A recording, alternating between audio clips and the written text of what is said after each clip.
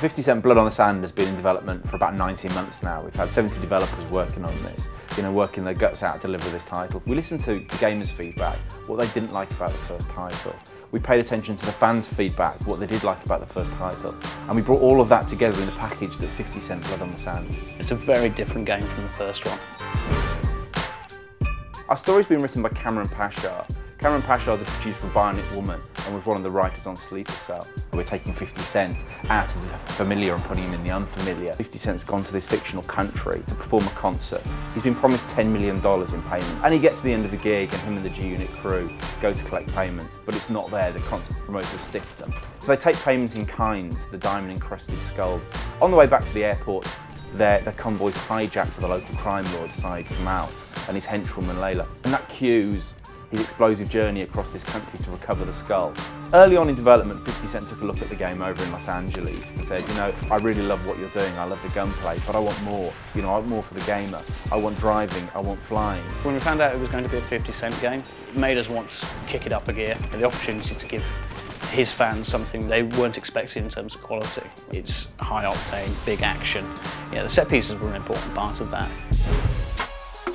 What the gamers can expect when they play this game is an art which takes them on a journey. It takes them from the familiar to something which is much more remote, much more exotic.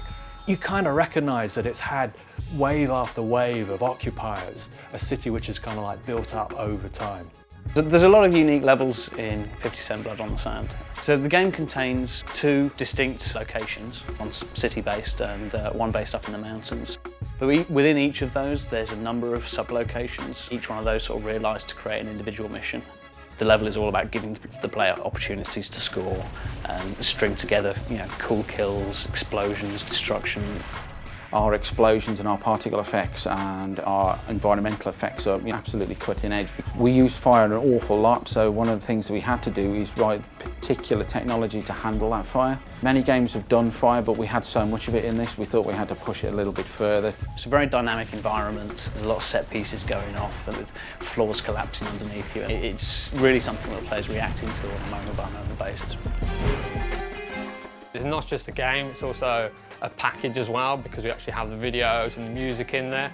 So it's just a whole bunch of entertainment. Like, you got hit music from the Curtis album, which was my last album. And that's with me and Justin Timberlake, me and Robin Thicke, me and Mary J. Blige, me and Akon, me and Dr. Dre, me and Eminem. Hit music for the last 5 years is optional for them to play.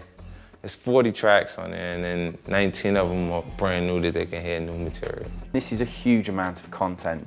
Well over an album's worth of tracks that you'll have never heard before and can't get anywhere else apart from 50 Cent Blood on the Sand.